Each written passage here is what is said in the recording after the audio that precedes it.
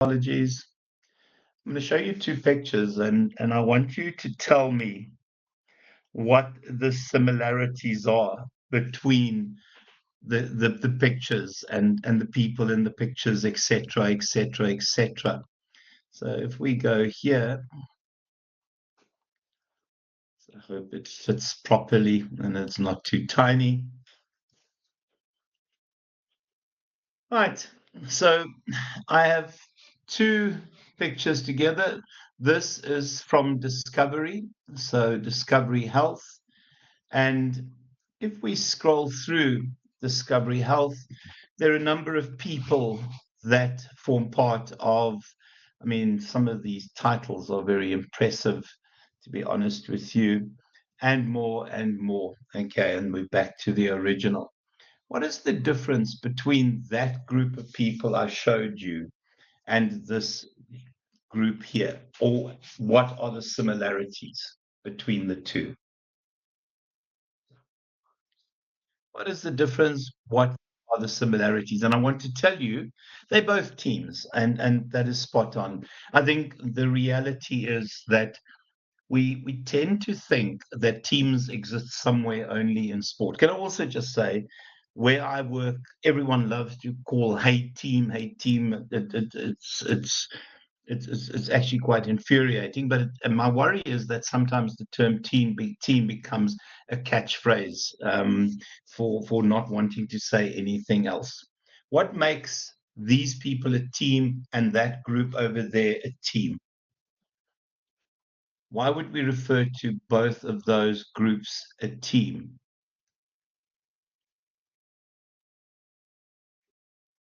What makes those two groups a team, each, obviously, respectively? What do they have in common? Okay, so spot on. Have a common goal? Absolutely. So everything starts with having a team goal. Now, there are structures that talk about mission directed teams, where, in terms of the overall mission statement, each team has their own sort of mini mission statement. And that guides them in terms of their behavior, in terms of their actions, in terms of the way they deal with day to day issues. Absolutely, Brett. I mean, there is a very, very clear brand that will distinguish them and them from other teams doing exactly the same thing or trying to do the same thing. Okay, what makes them a team other than that they have a common goal?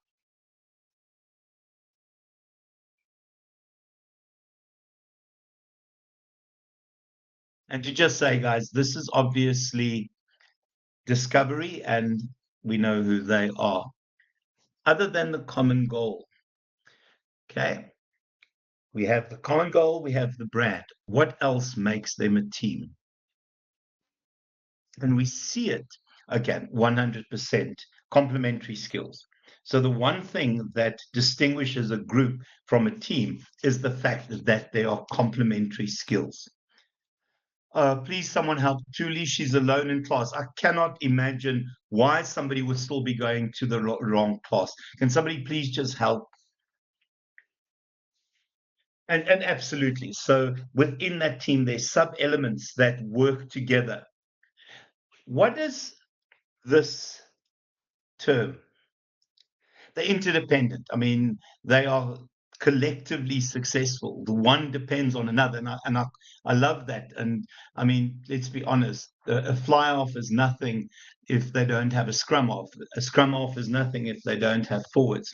What do we define as the following?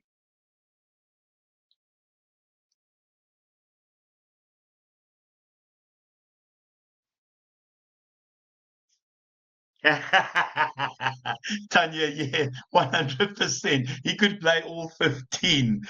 Yeah. Hooker, scrum half, wing, fly off. I don't know. Soon he'll be jumping in in the line out as well. What does 1 plus 1 equals 3 signify about those two bits there? What does that signify? Come on. You can do more as a team, but what is the term? 1 plus 1 equals 3. What is that term? And it's the one thing, in addition to these other bits and pieces, that will distinguish a team from a group of people. Guys, you should know this. Oh my gosh, I can't spell synergy. Yeah, yeah, it's synergy. How do we define the term synergy? The one thing that makes a team different to a group is synergy. What is synergy? And it's 1 plus 1 equals 3. And I know it makes no sense.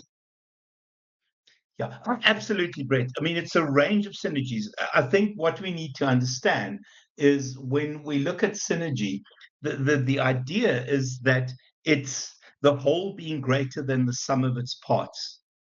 The whole being greater than the sum of its parts. When you watch the Springboks and watched the Springboks in the World Cup, they only had the same number of players as every other team, but the whole being greater than a sum of its parts caused them to win and win and win. I think a lot of companies fall down when those interdependent bits don't create the motion that we expect in terms of synergy, that whole being greater than the sum of its parts. The other thing that I also see happen is that synergy is very difficult to maintain because people lose synergy very rapidly. Give me examples in sport where synergy in a particular team was magic and now it is non-existent.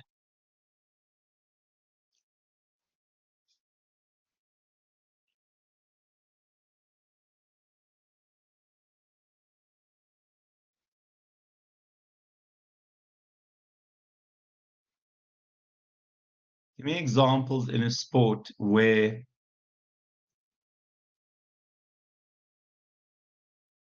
synergy became non-existent and happened in another area.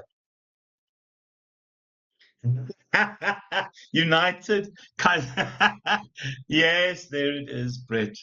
For me, this lot had synergy and they were unstoppable. Then this lot got the synergy. Yeah, I can't. Yeah, I don't. I'm not going to talk about soccer, sorry, or football.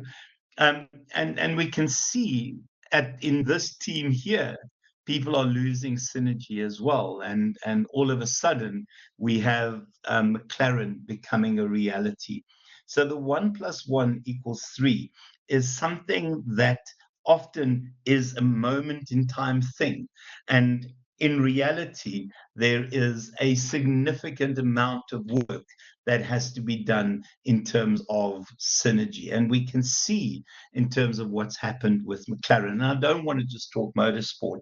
In terms of rugby as well, the one thing that we've seen in terms of our rugby is that they bring in fresh blood and fresh ideas and fresh views about the game every 4 years, because synergy becomes stale very quickly and we end up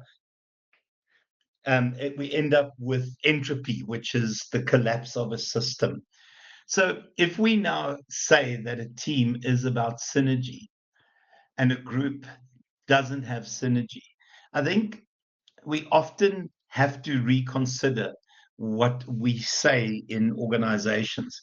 Who hears that they're part of a team all the time? And who sends out messages, "Hi, team, how are you?" Who does that?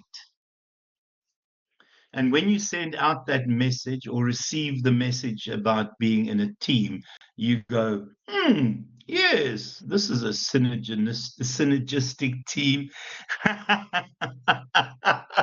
Absolutely, no. It's become such a catchphrase. And I sometimes think, oh gosh, I'm part of a new team because now I'm being called team here as well. I think sometimes we throw the name team around as a catchphrase rather than an actual organizational situation that promotes the kind of synergy that we were talking about. So when we look at teams, we're going to look at the role of teams and team leaders in organizations. I think we have to accept that modern organizations are team-based, that you will be part of a team somewhere. I am part of several teams, but obviously by nature of what I do, I'm told I'm part of 7 teams or so, but truthfully, yeah, sometimes I don't feel part of the team. I'm being recorded as well. Okay, guys, in terms of this one here, and I want you to have a quick glance and how Google uses Teams. Now, unfortunately, I can't show you the clip because, truthfully, the lag would be insane, and it would drive you as insane as it drives me. But Google lives on Teams. I mean, everything they do is about Teams. Everything is geared around Teams. And if you ever get a chance, please just have a glance at YouTube and just search Teams in Google. It is astonishing how empowered those teams are, and what they're able to achieve. I mean, for me, when you think of teams in an organization that can make magic happen, Google does it incredibly well. To also just say Microsoft and Apple also have teams. But please do yourselves a favor. Please have a glance at the role of teams in Google and watch some of those video clips. It is really worth spending the 20 minutes on it. So let's look at the difference between team and group.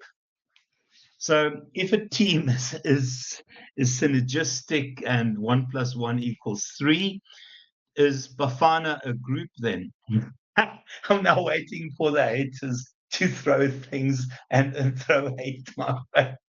Can we argue that Bafana is a group or are they a team? I'm just picking a fight. I'm just waiting for somebody to lose it with me right now. If we know what a team is, can we call Bafana a team? Come on, we are the we are the soccer followers. I know I'm going to get hated for this and possibly be reported to the soccer gods. We are the soccer watchers. We are the, I don't know, football. No one's even going to comment. Yeah, yeah, team of individuals. You're right. I don't see synergy there, guys. Maybe I've got it wrong. Any comments about that really rude statement about the state of our football?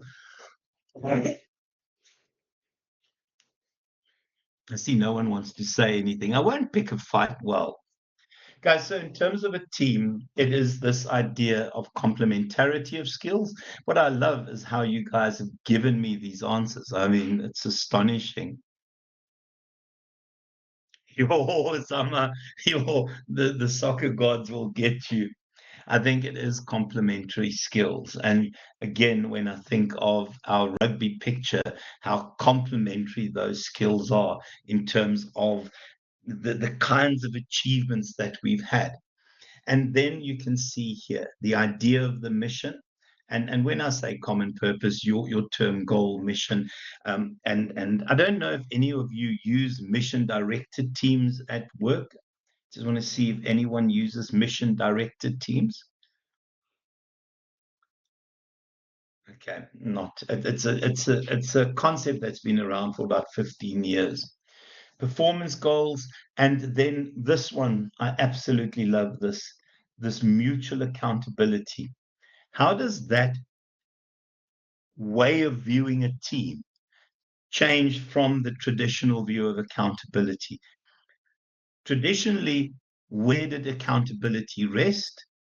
Now, in terms of team-based organizations, we argue that it is the team that is accountable. Who was accountable in the past?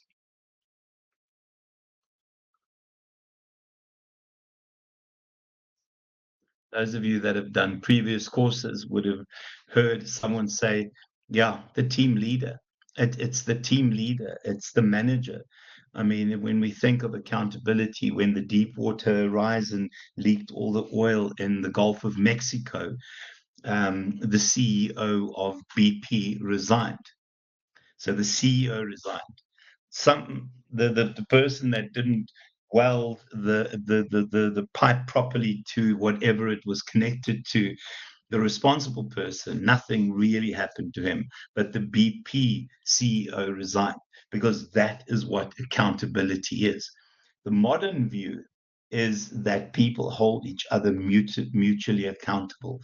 And I think sometimes it requires hard talk, and it's an understanding that the way an organization works has changed significantly.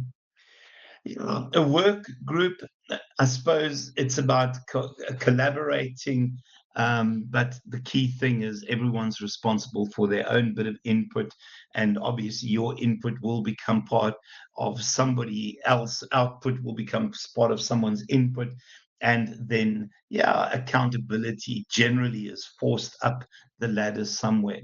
So when we look at the different kinds of teams, and you can go and look these up, departmental teams, again, these are the kinds of teams that you'll encounter.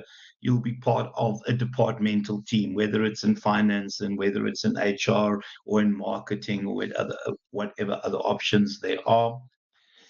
Production service leadership teams. So these teams are, in terms of production, they're responsible for a specific component in the production. Service, obviously, a service team that services the entire organization. Leadership teams, because the world has become so complex, there's almost this realization that we cannot have everything vested in a single leader. So we create these leadership teams. Anyone come across the term self-directed teams?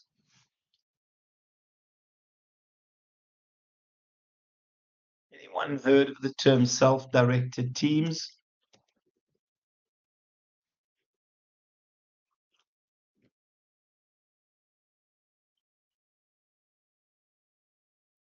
Anyone come across the term self-directed teams?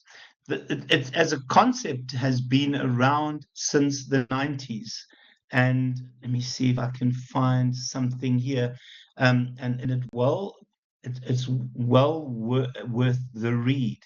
Um, the one place where we see it, and it was one of the early adopters of self-directed teams, was Harley Davidson. And what was quite interesting is that prior to Harley Davidson adopting self-directed teams, it was not anomalous to walk into a showroom and have a Harley Davidson with cardboard under the actual bike because it was leaking oil. And they realized that the turnaround that they required was to transfer more authority to their different teams. So what these self-directed teams do is they essentially take charge of the organization. They hire and fire their own colleagues. They set their own standards. They set their own targets. They make capital budget proposals. These are individuals that can put together a report to try and change perhaps the layout of their production line. They essentially are allowed to make proposals around capital budget reports. And then the insane thing, they measure their own quality. So traditionally, you would have had a guy in a white coat at the end of the production line who would check the quality. Here, the teams set their own quality standards, and they also measure their own quality standards. Any comments about that? Any comments about that as an idea?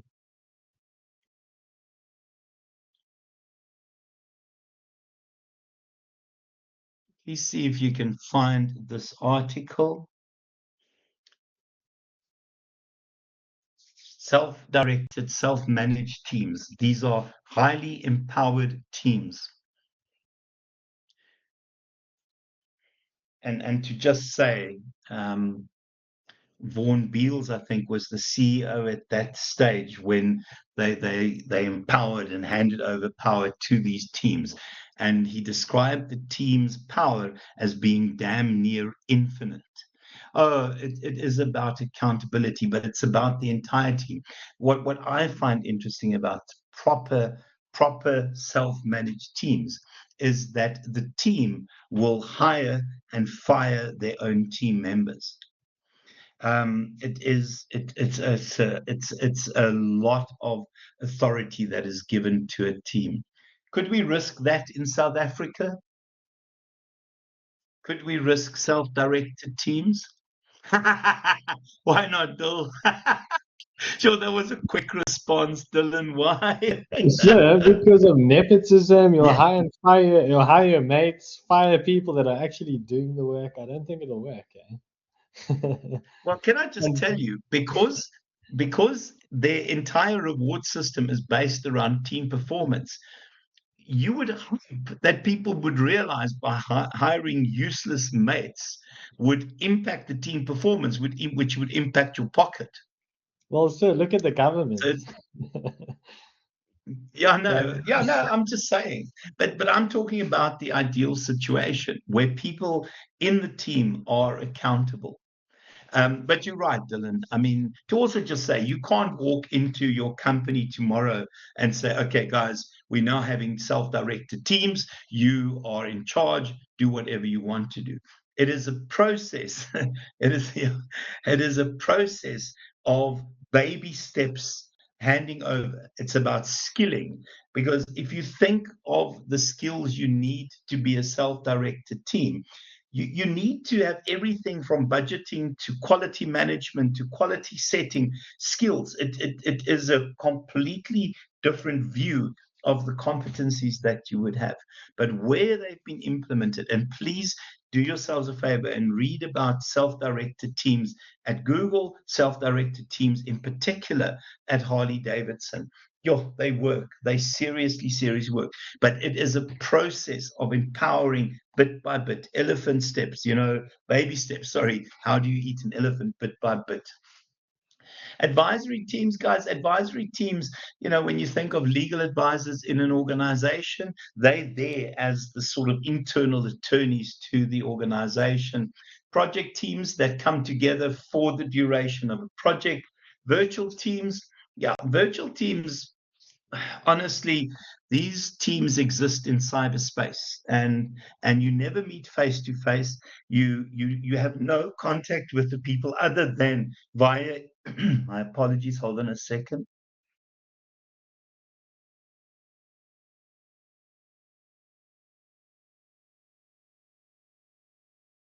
Via cyberspace, you'd have meetings on Zoom. Sometimes you're in a team with people who don't even share a continent with you, let alone share an office with you. These people are sometimes from different continents. Wonderful, wonderful concept. Guys, and then communities of practice. These communities of practice, well, it should be communities of best practice.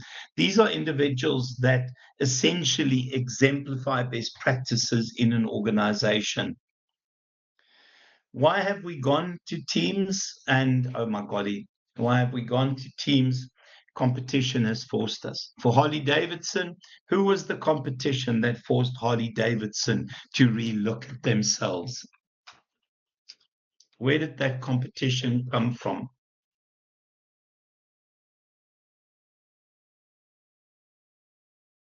Where did that competition come from? Why would Harley Davidson have been in enough trouble to reconsider the way they structured? Who brought that competition? Are there any bikers in our group? Brands from that country.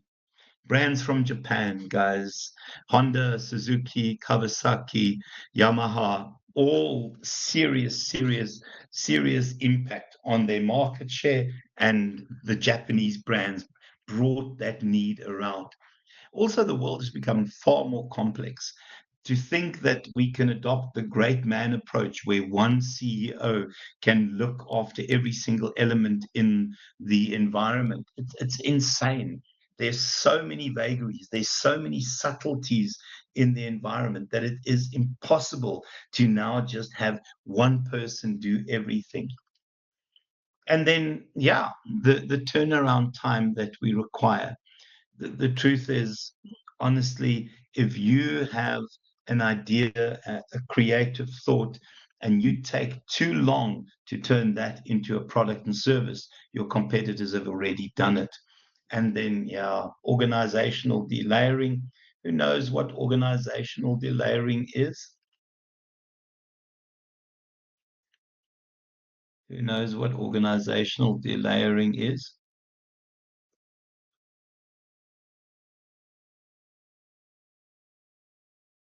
All it does, guys, when you don't answer, it gives me an opportunity to show my artistic side. Remember, and I think we've discussed this before, traditional organizations looked like that, tall towers, where you've got multiple levels of people reporting to people, reporting to people, and they were tall and skinny.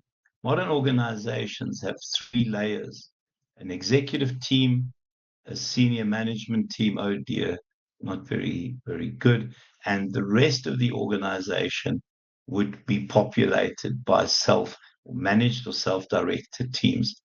We go from all of that, yeah, that's it, Tanya, where we have 18 reporting levels in some municipalities at some point to three reporting levels. Who has a high structure like that, or who is part of a high structure in an organization at this stage, similar to that?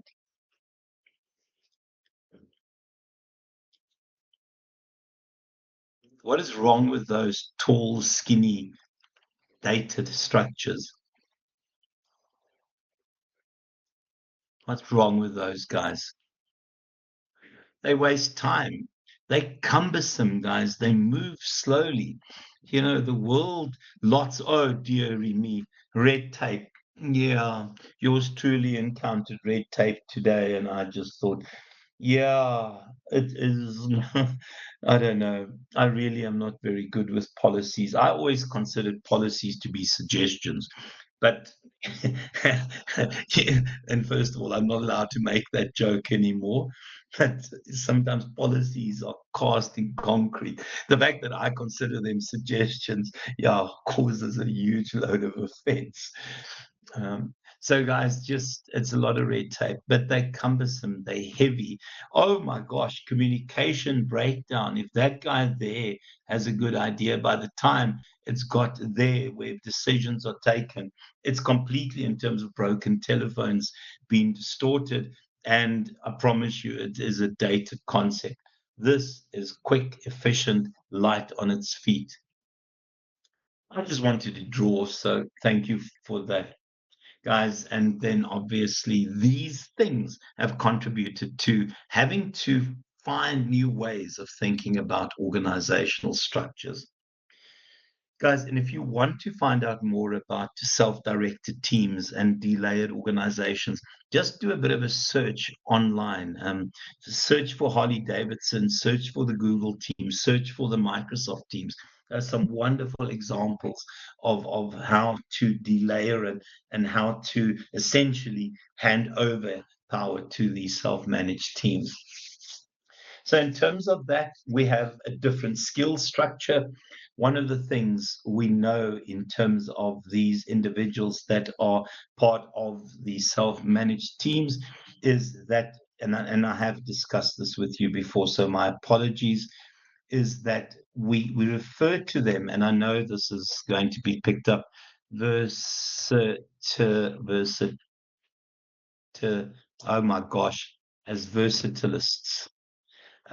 So I think we've spoken about this previously, where you get specialists, specialist marker, specialist PR person, a specialist finance person. We get generalists. Generalists are polyfiller. They're not great at anything, but they'll make do. So a person that does handyman work. Okay, sorry that I'm not being handy person right now. And then you get versatilists. These are individuals that are skilled in a range of functional areas, but also are able to transition between operational and strategic issues without losing a beat. We talk about those seamless transitions between operational and strategic issues, and also the ability to seamlessly transition across different functional areas. Who here would consider themselves a specialist? Who here would be a specialist in terms of where they are now? A specialist where your focus is on finance or it's on marketing, and those functional areas are isolated from the rest. Please don't tell me we have generalists here. Have we got any generalists here?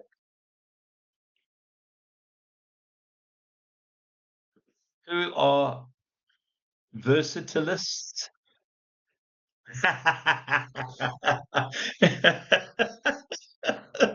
I don't believe that whatsoever, Tanya. Dylan, in marketing, so a specialist in marketing, who considers themselves a versatilist? Because this is the thing you want to be.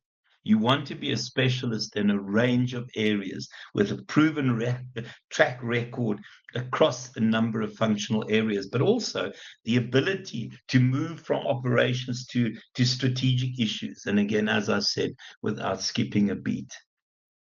Your focus should be that. Your focus should be to grow, to become a versatilist. The problem with specialists is that they lose value very quickly. And Bill, if I can suggest something, go and find work in finance, go and find work in HR or in operations. And then different patterns of leadership. What does leadership look like in that structure there? What does leadership look like in that structure?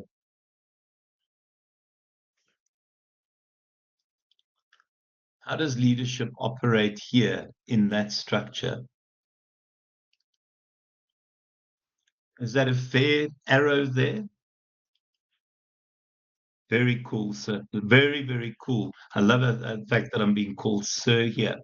Top down, absolutely. So the belief is that the brains are up there, and here you essentially are expected to park your brains at the door when you get to work, because you don't need to think here. Here you are expected to work.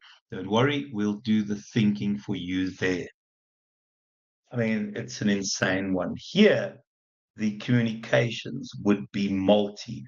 It would be within teams, across teams. It would be up and down. It is this insane network of communications. It changes what leaders do. Here, leaders are cheerleaders. We consider them cheerleaders. They are there to essentially create an environment where people are allowed to be fantastic. And I quite like the idea of this higher group of people to be cheerleaders, and they're there, obviously vision and long-term direction and the right culture and all of those things are important. But they're there to essentially allow these individuals here to be phenomenal. Guys, and then just different monitoring and control systems. Remember what I said in terms of the self-managed teams. They control, they monitor themselves.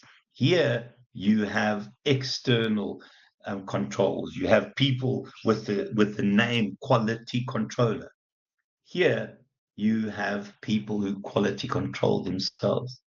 What is wrong with the idea of having a quality controller at the end of a production line? Please just remember, I'm drawing with the mouse here, so this is not Picasso gone wrong. What is wrong with the traditional style of quality control that it happens at the end of a production line? If a mistake is made there, the entire mistake is taken through the entire production line. And if you want to ever ask a swear word from an operations manager, they will tell you it is rework.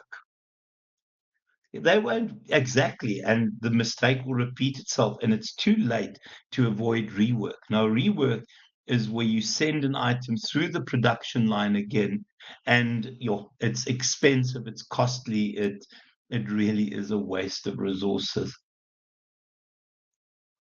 Guys, and then monitoring and control measures. So when we look at team leadership, I think team leadership is really about creating an environment where people can be fantastic. For me, team leadership is not about directing. It is about cheerleading. It is about empowering. It is about essentially creating this foundation where people are allowed to be fantastic. And I think for me, in terms of self-management teams, the rule of self-management teams is that team leadership is rotated.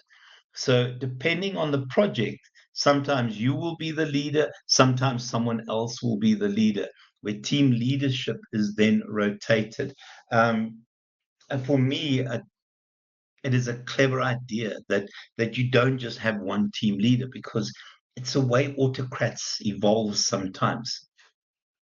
So in terms of team leadership, if we look here, I think the first one in terms of what is necessary to underpin team leadership, it is the idea of team processes.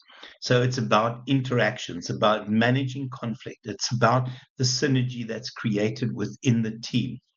And then the second one is to ensure that those processes are dynamic enough to deal with the insanities of the environment.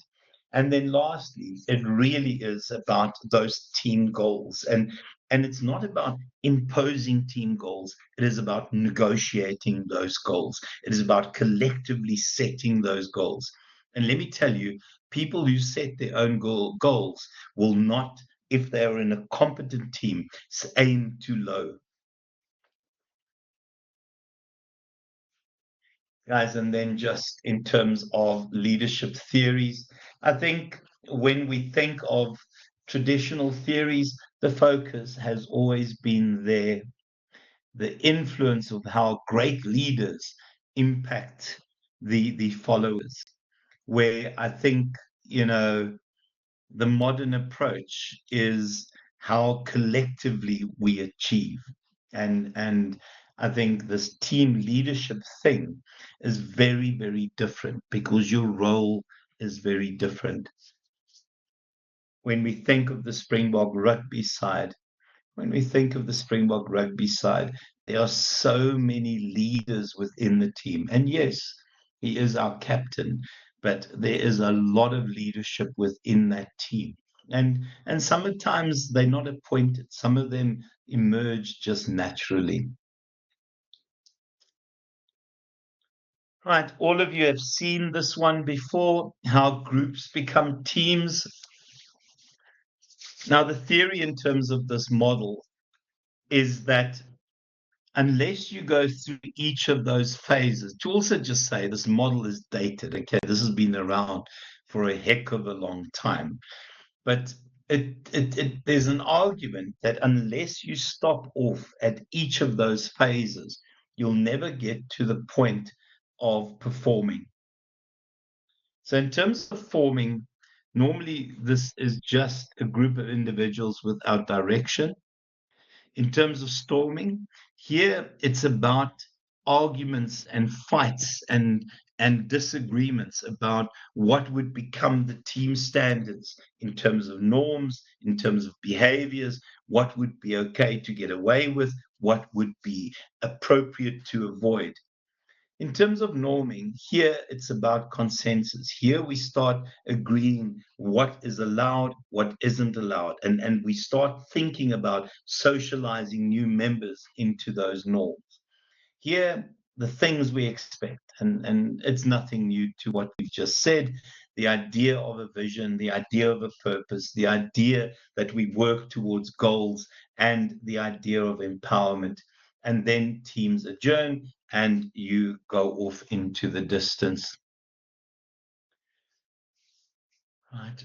This is a different way, a more modern way of teams being created. I think the general rule of thumb in modern organizations is how little time we have to achieve a lot. Okay. So when you've got these kind of teams that get together for impact and essentially to make quick differences in an organization, this is what is expected. So the first one is about vision creation. It's about your mission statement. It's about the direction.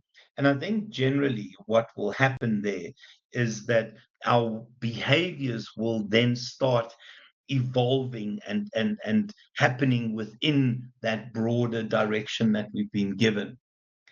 And then, yeah, the second one is inertia.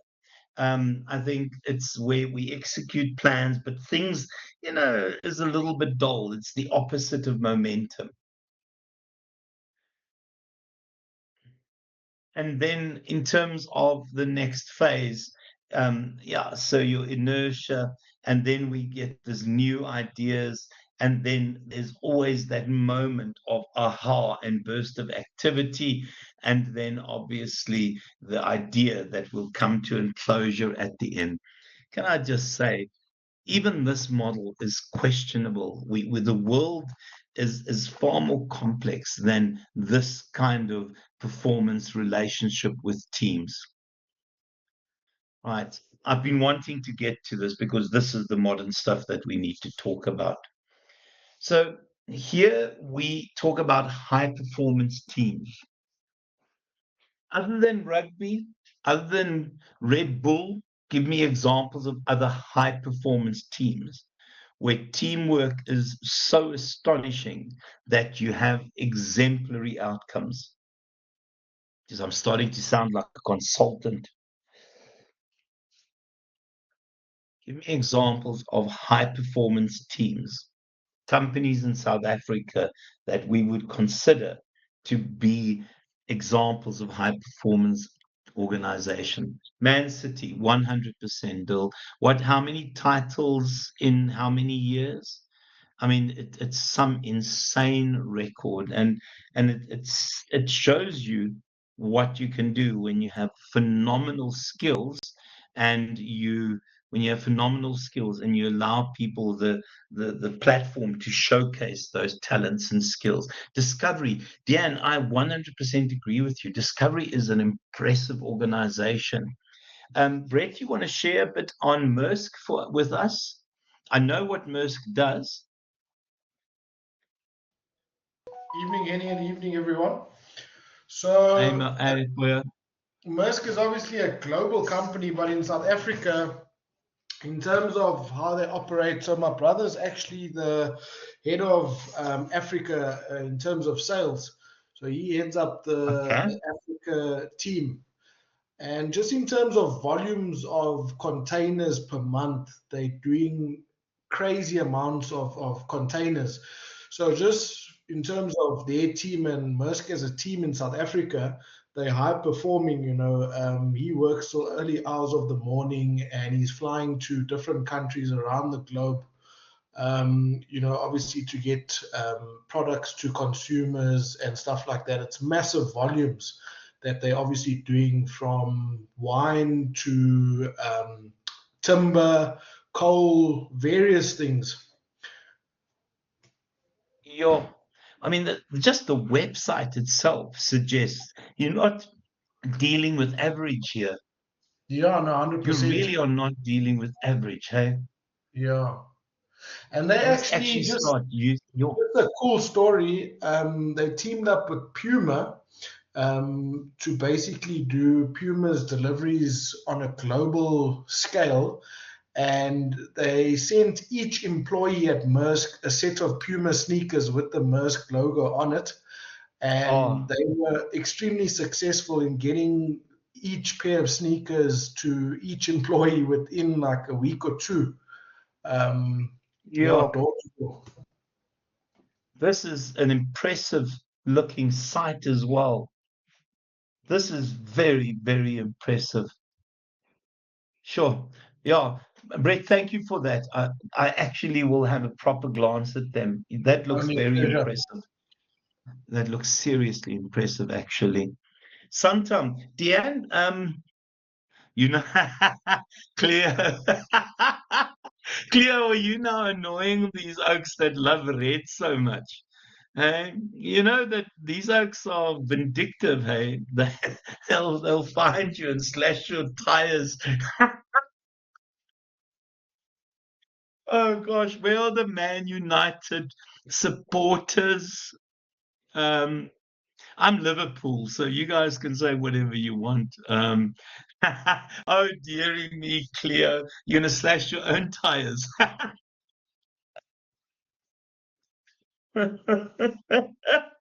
Oh dear, help me, help me. Yes, absolutely, Bill.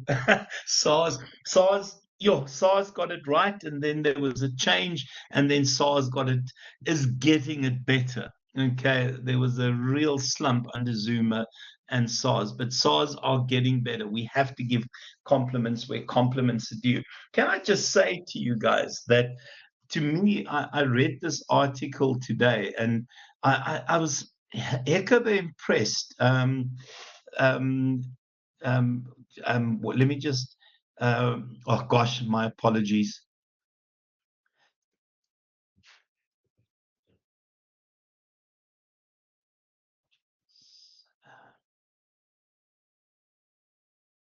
Sorry, I'm quickly searching it. I don't want to get my stats wrong. Where is that? Let me just see if I can find it rapidly. But Home Affairs has cleared something like 360,000 scarce skills work visas, a backlog of 300 and something thousand. It just appears that there's a breath of fresh air running through them. Oh, was it last week? Oh, shucks. I only saw it today, Tanya, which is, it's impressive to do that. I mean, the reason we have scarce skills is because these are skills that plug important gaps. For me, high performance teams do all of that, guys. I mean, the new term, real teams, but it's about complementary skills. It's about a common purpose. It is about understanding where we work together in terms of the methods we use. It's about performance standards that would scare the average person. And when I think of our rugby team, it certainly fits that definition. Thanks, Tanya. Guys, and then just different models of team leadership. I think the first one is the idea of team leader. So, in terms of the modern team leader, your job is very, very different. It is about a range of skills that in the past you wouldn't have considered because your job in the past was to shout instructions downwards. The first one is about those social processes, understanding the unique elements of each individual and how those link together in terms of the actual overall teamwork and team success. I think also important there is that when we think of social processes, all of a sudden the team leader becomes counselor, becomes conflict manager. So the skills we expect are very, very different. And then the idea of building that shared commitment. And again, whether you create a mission statement for your team, a purpose, a set of goals, it doesn't really matter. But you also need to not just give us this is what we're going to achieve. You need to work with people in determining how we are going to achieve it in terms of how do we pull all these elements together. And then, yeah, what these teams do well is they have an ear to the ground and they have an ability to be creative, reduce the turnaround time, take the idea and turn it into a product and service before your competitors can. And then lastly, it is about hiring competent people, but allowing them the platform to essentially showcase those competencies. It is a different view of how we look at people and organizations. in terms of, modern teams, to be effective, to be a real team, always this idea of a compelling sense of direction, whether it's a vision, whether it's a mission statement. Oh yeah, Benjamin, absolutely. Gosh, that is so much that you do, and it's so accurate. I mean, Punisher. Yeah, I think we can find a better word for Punisher. And then just also this idea of an enabling structure, something just that allows people to be fantastic, and then just an organization where you believe that if I'm successful, the organization's successful, and the other way around. And then just this idea of expert coaching. Trust me, this doesn't happen automatically. It takes a lot of reading, takes a lot of listening, it takes a lot of finding guidance from people that have walked this road before. And then just, I think the kinds of conditions, and it's a repeat of what we've said. The first one is the idea of this performance need. It's almost a commitment to excellence. It is a commitment that we are going to be phenomenal every time we take the field, every time we walk into a sales room, every time we walk onto the production floor. And then your personal commitment, and personal commitment is so important because, and this is real commitment. This is just not nodding your head and then slacking off. It is about committing to something bigger than you. And then mutual accountability, so not leaders, shared trust. This is very difficult sometimes. And then just the leadership, allowing people to be fantastic. I won't rush to the next one. We've got 3 minutes left. Any questions, any comments about team leadership?